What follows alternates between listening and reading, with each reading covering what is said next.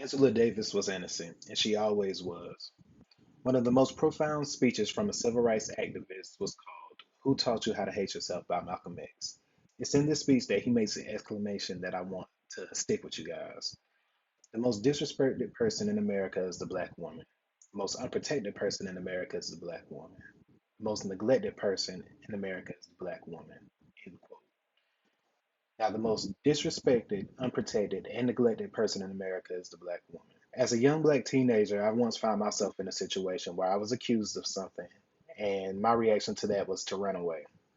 Even though I'd had nothing to do with it, running probably made me look even more guilty at the time. But being a young black teenager in the South, I understand how these kind of misunderstandings could possibly lead to the end of my life. I mean, think about Emmett Till and you think about Trayvon Martin.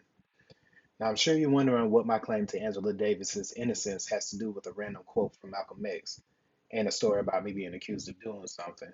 But I ran because I felt like I was disrespected, unprotected, and neglected.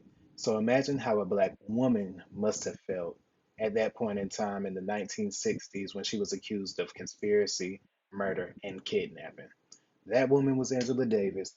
She was innocent, one, because she was too smart to do that crime.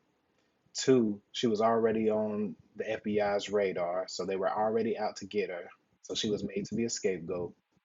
And three, she wasn't there. In the documentary Free Angela Davis and All Prisoner of War, Angela herself states that she was born January 26, 1944, in Birmingham, Alabama.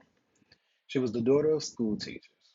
An article in the New York Times explained how she grew up in a neighborhood where KKK bombings were common, and she often saw that although she was middle class, her family still didn't escape the clutches of racism and prejudice.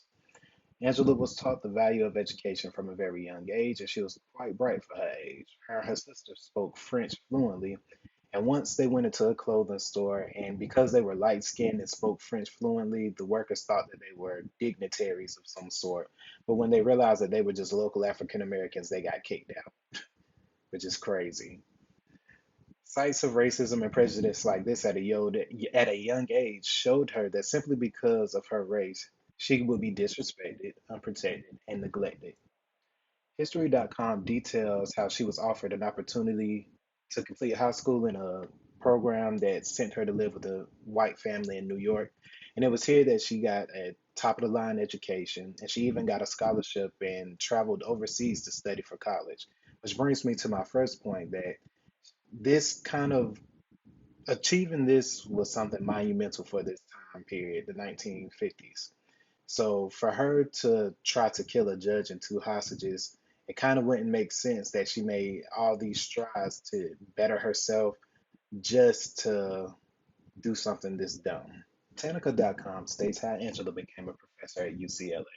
Her very first lecture was controversial, but it gained more than 2,000 listeners that were both students and faculty. The consensus by all accounts was that she was a great speaker and she actually had the potential to spark a change in people to go against societal norms at the time and look at communism as a more preferable way to live it as a country. Her positive views on communism is why she became the perfect target and scapegoat for the FBI, simply for supporting a political view that was so far removed from the idea that the American government.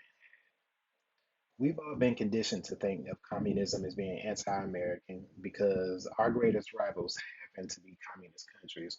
But according to the Oxford Dictionary, communism is a theory or system of social organization that is based on the holdings of all property in common, actual ownership being ascribed to the community as a whole or to the state. Her lectures could be very polarizing, so much so to the point where she would receive daily death threats, and UCLA even declined to let her renew her contract. This is more evidence of her being disrespected, neglected, and unprotected. These feelings turned into a sense of self preservation, and she felt that she needed to have guns handy to protect herself. If you're constantly receiving death threats day in and day out, of course you're going to have guns on you. But the FBI was also watching her because of her communist views, just waiting for a moment to lock her up for being a terrorist. Soon they would get that chance.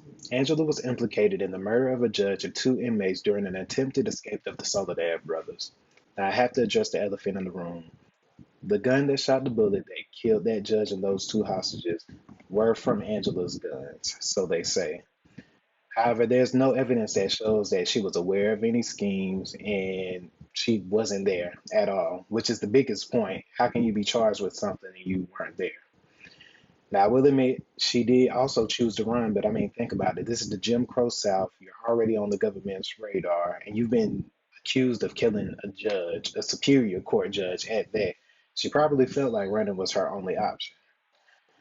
She was eventually caught, and when she was caught, she didn't resist arrest or anything, but they did try to give her the death penalty. But California ended the death penalty, so she ended up being charged with 3 life sentences. During testimonies, one of the prosecution's star witnesses was asked to point Angela Davis out in court, and he did so unsuccessfully. She was sitting by a group of females who were also fair skinned and had afros, and he adamantly pointed to someone who wasn't Angela Davis. The jury eventually acquitted her of all charges. Angela was innocent. The way she was raised and the path she's taken in life afforded her many opportunities. She may be passionate about what she believes, but she was no killer. She was too smart to be a killer.